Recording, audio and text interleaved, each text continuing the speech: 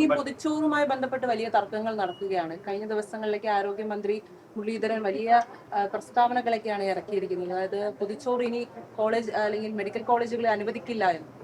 അതിലെന്തെങ്കിലും കേരളത്തിന്റെ ഒരു ആശുപത്രിക്ക് മുന്നിലേക്കും അകത്തേക്ക് കോമ്പൗണ്ടിലേക്ക് പ്രവേശിപ്പിക്കില്ല, ശക്തമായ നടപടിയെടുക്കും എന്ന് തന്നെയാണ് ആരോഗ്യവകുപ്പ് പ്രഖ്യാപിച്ചിട്ടുള്ളത്.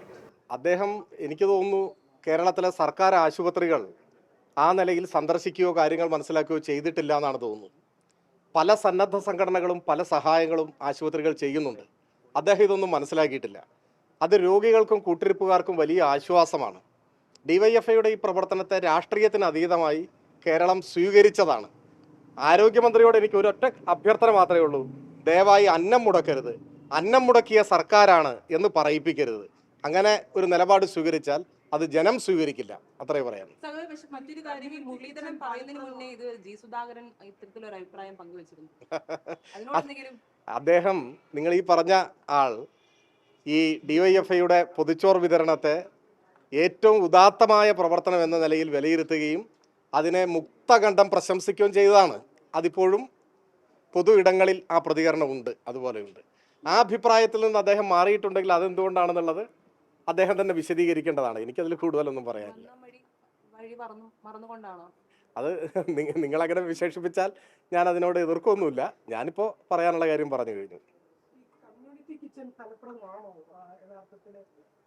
അല്ല, ഞാൻ ചോദിക്കട്ടെ, അത് ഇപ്പോൾ അദ്ദേഹം അങ്ങനെ തുടങ്ങുമെന്ന് പറഞ്ഞിരിക്കുകയാണല്ലോ. അതൊക്കെ യാഥാർത്ഥ്യമായി വന്നാലല്ലേ നമുക്ക് പറയാൻ പറ്റൂ. ഞാനതിൽ മുൻവിധിയൊന്നും കാണുന്നില്ല. പക്ഷെ നിലവിൽ കേരളീയ സമൂഹം സ്വീകരിച്ച ഒരു സന്നദ്ധ പ്രവർത്തനമാണത്. ഇതിപ്പോൾ പൊതിച്ചോറിൻ്റെ കാര്യത്തിൽ മാത്രമല്ലെന്നേ, കേരളത്തിൽ ഏറ്റവും കൂടുതൽ രക്തം ദാനം ചെയ്യുന്ന സംഘടന ഏതാ? നിങ്ങളൊന്ന് പരിശോധിച്ച് നോക്ക്. വർഷങ്ങളായി DYFI ആണ്. DYFI അതിന് ആരോഗ്യവകുപ്പ് ഒരു അവാർഡ് കൊടുക്കുന്നുണ്ട് കേരളത്തിൽ. ആ അവാർഡ് എല്ലാ വർഷവും DYFI അല്ലേ ഏറ്റുവാങ്ങുന്നത്. അപ്പോൾ ഇനി മുതൽ അതും വേണ്ട എന്ന് പറയുമോ? പൊതിച്ചോറ് മാത്രമല്ല DYFI കൊടുക്കുന്നത്. രക്തദാനം, നേത്രദാനം, പൊതിച്ചോറ്, ഇങ്ങനെ ഒട്ടേറെ പ്രവർത്തനങ്ങൾ നടത്തുന്നുണ്ട്. അദ്ദേഹം മറ്റത് മനസ്സിലാക്കി കാണില്ല. ഇനി നാളെ രക്തദാനം പാടില്ല എന്ന് പറയുമോ? നമുക്ക് അത്ഭുതപ്പെടണം. ഇത് എന്തൊക്കെയാണ് വരാൻ പോകുന്നത് പറയാൻ കഴിയില്ല. ഇനി കേരളത്തിൽ ഏറ്റവും കൂടുതൽ പരിസ്ഥിതി സംരക്ഷണ പ്രവർത്തനങ്ങൾ നടത്തുന്ന സംഘടനയ്ക്ക് ഒരിക്കൽ ഒരു അവാർഡ് കൊടുക്കാൻ തീരുമാനിച്ചു. അന്ന് മുഖ്യമന്ത്രി ബഹുമാന്യനായ ഉമ്മൻചാണ്ടിയായിരുന്നു. അന്ന് പരിസ്ഥിതി സംരക്ഷണ പ്രവർത്തനങ്ങൾ സംബന്ധിച്ച് അദ്ദേഹത്തിൻ്റെ കീഴിലുള്ള വകുപ്പ് ഒരു പരിശോധന നടത്തിയപ്പോൾ അതിന് തിരഞ്ഞെടുക്കപ്പെട്ട സംഘടന DYFI ആയിരുന്നു. ആ അവാർഡും ഏറ്റുവാങ്ങിയ സംഘടനയാണ് ഞങ്ങളുടേത്.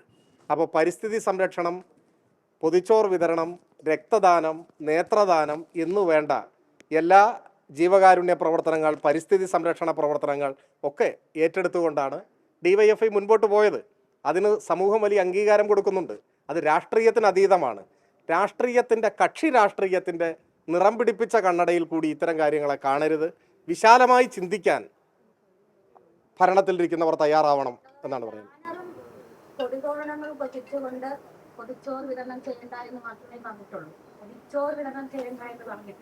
അദ്ദേഹം മറ്റേ ബാനറും കൊടിയൊന്നും ഇല്ലാതെയാണോ പൊതിച്ചോറ് കൊടുക്കുന്നത്? എന്താ അവര് കൊടുക്കാത്തത്? പറയട്ടെ ഇത് പറയട്ടെ, ഈ കൊടിയും ബാനറും എല്ലാം പിടിച്ചിട്ടല്ല എല്ലാ ആശുപത്രികളിലും വിതരണം ചെയ്യുന്നത്. ചില പ്രത്യേക സന്ദർഭങ്ങളിൽ ആ സംഘടന ഇതിനോടനുബന്ധിച്ച് 1000 ദിവസം പൂർത്തിയാവുന്നു, 5 വർഷം പൂർത്തിയാകുന്നു. ഇത്തരം ഘട്ടങ്ങളിലെല്ലാം ചില ചടങ്ങുകൾ നടക്കുന്നുണ്ടാവും. അതിലായിരിക്കും ഇങ്ങനെയെല്ലാം ഉള്ളത്. അതിനെയൊന്നും ഇങ്ങനെ വികൃതമായി ചിത്രീകരിച്ച് പറയാൻ പാടില്ലാത്തതാണ്. അത്തരം ഒരു കാര്യം ഇന്നലെ പറയുമ്പോൾ തന്നെ ഉമ്മൻചാണ്ടിയുടെ അനുസ്മരണവുമായി ബന്ധപ്പെട്ട് മെഡിക്കൽ കോളേജുകളിൽ ഇത്തരത്തിൽ ഭക്ഷണ വിതരണം നടക്കുന്നുണ്ടായിരുന്നു. ശരിക്കും നല്ലൊരു കാര്യം തന്നെയാണ്. പക്ഷെ ആ ഒരു സാഹചര്യത്തിലും ഇത്തരത്തിൽ ഈ കൊടികളും ഈ ബാനറുകളും ഒക്കെ ഉണ്ടായിരുന്നു. മാത്രമല്ല, അത് ചേർത്ത് ഇപ്പോൾ DYFI സംസ്ഥാന വ്യാപകമായി ചെയ്യുന്നത് പോലെ അല്ലെങ്കിലും മറ്റ് ചില സന്നദ്ധ സംഘടനകൾ കേരളത്തിലെ പ്രാദേശികമായിട്ടുള്ള താലൂക്ക് ആശുപത്രികൾ കൊടുക്കുന്നുണ്ട്. ചില സേവാഭാരതിയുടെ സംഘടനകൾ, ഇതുപോലെ കോൺഗ്രസിന്റെ സംഘടനകൾ തന്നെ ഈ നെയ്യാറ്റിൻകരയിലേക്ക് പ്രാദേശികമായി കൊടുക്കുന്നത്, അങ്ങനെ സംസ്ഥാനത്ത് വ്യാപകമായി കൊടുക്കുന്നത്. അതൊന്നും അറിയാതെയാണോ കെ മുരളീധരൻ പൂർണ്ണമായി ഇതിനെ നിരാകരിക്കുന്നത് എന്നൊരു ചോദ്യം കൂടിയോ? എനിക്ക് ന്യായമായ സംശയമുണ്ട്. അതാണ് ഞാൻ തുടക്കത്തിൽ പറഞ്ഞത്. അദ്ദേഹം കേരളത്തിലെ സർക്കാർ ആശുപത്രികൾ സന്ദർശിച്ച് കാര്യങ്ങൾ മനസ്സിലാക്കണം. അദ്ദേഹം മനസ്സിലാക്കിയിട്ടില്ല എന്ന് നമ്മൾ സംശയിക്കുന്നത് നിങ്ങളിപ്പോൾ ചൂണ്ടിക്കാണിച്ച കാര്യം ഉൾപ്പെടെയുള്ള കാര്യം കൊണ്ടാണ്. അപ്പോൾ അദ്ദേഹത്തിന് കാര്യങ്ങൾ മനസ്സിലാക്കാൻ കഴിയും. ഇത് ഏതെങ്കിലും കക്ഷി രാഷ്ട്രീയ പ്രശ്നമല്ല. ഇത് കേരളത്തിലെ സാധാരണക്കാരായ സർക്കാർ ആശുപത്രിയിൽ ചികിത്സ തേടിയെത്തുന്ന ജനങ്ങളെല്ലാം സ്വീകരിച്ച, അവർക്ക് വലിയ ആശ്വാസമായിട്ടുള്ളൊരു കാര്യമാണ്. DYFI അല്ലാതെ ആരെങ്കിലും ചെയ്താൽ ഞങ്ങളതിനെ സ്വാഗതം ചെയ്യുകയാണ് ചെയ്യുക. ഇത്തരം പ്രവർത്തന രംഗത്തേക്ക് യുവജന സംഘടനകളൊക്കെ കടന്നു വരണം എന്നാണ് ആഗ്രഹം. നിർഭാഗ്യവശാൽ അവരുടെ കൂടെയുള്ള യുവജന സംഘടനകളെ ഇതിലൊന്നും കണി കാണാൻ കിട്ടുന്നില്ല. ഒരുപക്ഷെ അതിലുള്ള ഇച്ഛാഭംഗമോ അസൂയയോ ഒക്കെ ആയിരിക്കും. പക്ഷെ ഒരു മന്ത്രി ഇങ്ങനെ അസൂയക്കാരനും അന്നം മുടക്കി ഒന്നും ആകാൻ പാടില്ല. അങ്ങനെ ആയാൽ നമ്മുടെ സമൂഹം അത് സ്വീകരിക്കില്ല. അതായത് ഈ ദേശാഭിമാനി വിഷയത്തിൽ ഇപ്പോൾ TC രാജേഷ് സിന്ധു, അതായത് ഈ ലേഖനം എഴുതിയ ഒരു ഫേസ്ബുക്ക് പോസ്റ്റ് ഇട്ടിട്ട് പിഴവ് എന്റേതാണ്, ഞാൻ ശ്രദ്ധിക്കേണ്ടതായിരുന്നു. അതായത് ഇത് ഓൺ ചെയ്തുകൊണ്ടുള്ള ഒരു പോസ്റ്റാണ്, ഈ വിവാദം ഓൺ ചെയ്തുകൊണ്ടൊരു പോസ്റ്റാണ് അദ്ദേഹം എഴുതിയത്. TC രാജേഷ് ഈ ലേഖനം എഴുതി, കള്ളൻ വിജയനുമായി ബന്ധപ്പെട്ട ലേഖനം എഴുതിയ. ഇല്ലല്ല, ഞങ്ങളുടെ മുൻപാകെ വരുന്നൊരു പ്രശ്നമേ അല്ല അത്.